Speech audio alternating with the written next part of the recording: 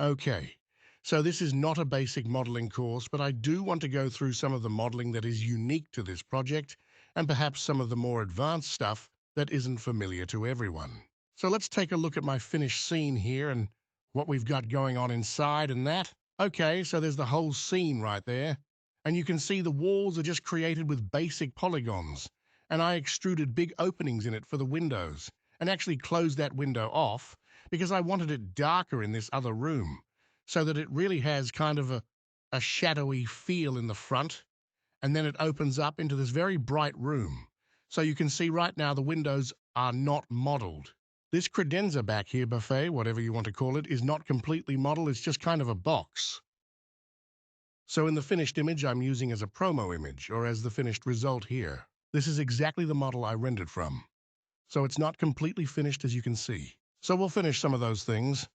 I want to look a little bit at this wall here and how I created that. Again, the outside is just basic polygons, and I kind of created this one in this one and bridged between them to create a closed off opening, and that's to keep the light out, which is, of course, important. And that's just the basic shell. And then for these panels, let's look through the view. You can see these panels here. Let's isolate them and take a look at what I did. These are actually very easy to model. Okay, so what I did was I took a box, or a rectangle, I should say, standard primitive shapes. Okay,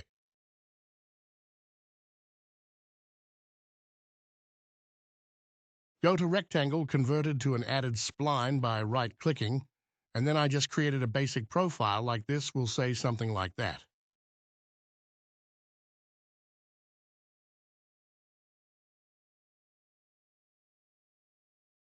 Okay, and then bring this out and close it off close blind. Yes, it's going to the vertex mode and line this all up. Okay, and then take these and make them something like that. Okay, so there's a basic profile. Let's take this and make it a Bezier corner and kind of just do that. Give it that little edge, and let's take this up here.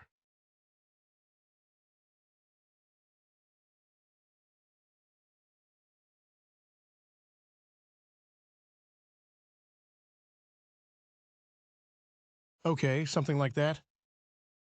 All right, so a very basic profile. And then we just took this and we swept it. I have this sweet modifier. Here's you've maybe seen some of my other courses, and if all this is too advanced for you, then you can go back to my other courses, which are more beginner. I expect some sort of knowledge from you from your previous courses, or just from your own knowledge of how to model and all the things that I'm doing. So I'm moving through this pretty quickly. Take the spline, you can use sweep right there and use a custom shape. Pick this one we just made. Like so, make sure everything's working right. You can see that there's some weird creasing going on right there, and that's because of smoothing. So we want to actually not smooth the path, so you get a nice crisp corner there. But we will smooth the section, which is this, the shape here. We want it smooth along those lines. Okay, so there it is. Once you have your spline, and your sweep made sweep is just a modifier, obviously. But let's compare that to it poly. Now we can take the borders, and it should be actually made at a closed object, so there is no borders.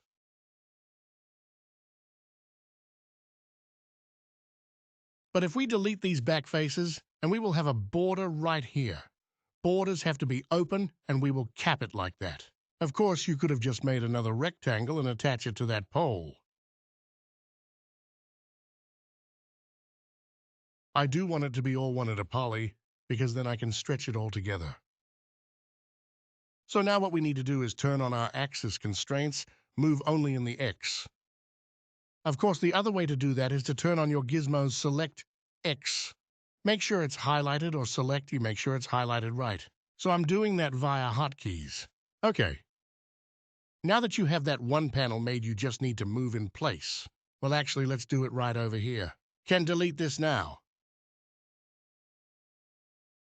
And we select the entire element and copy it over. Clone to element is what we want. Don't want it as a separate object, okay, and then include it one more time. And the nice thing about this now is that we can stretch the whole thing together like this. We can make that center panel bigger.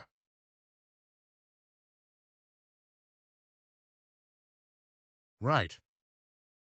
And then we can even take all three of these elements and copy them down like so, get them in place with our snaps on using hotkeys to turn on and off my snaps, as you can see. I really want this at 2.5 the snap. Q, I had a little glitch in my computer and it shut down what I was working on, but that's okay because we were already to this point basically right. Copy it around with my different Pauly elements, and then you can just take the same thing, take the same kind of panels, rotate them around 90 degrees to make the next wall, and just follow along that outer shell that's created with apologies to keep the light out. As I said, and just covered in these panels. So for this part right here, that might be the only complicated part, but obviously what you can do is just continue to take these elements, rotate here, 90 degrees C, and bottom 90 degrees right there, and then go from the top view and just place it like so. You can just build up all your walls just like that. These will create really nice panels for you.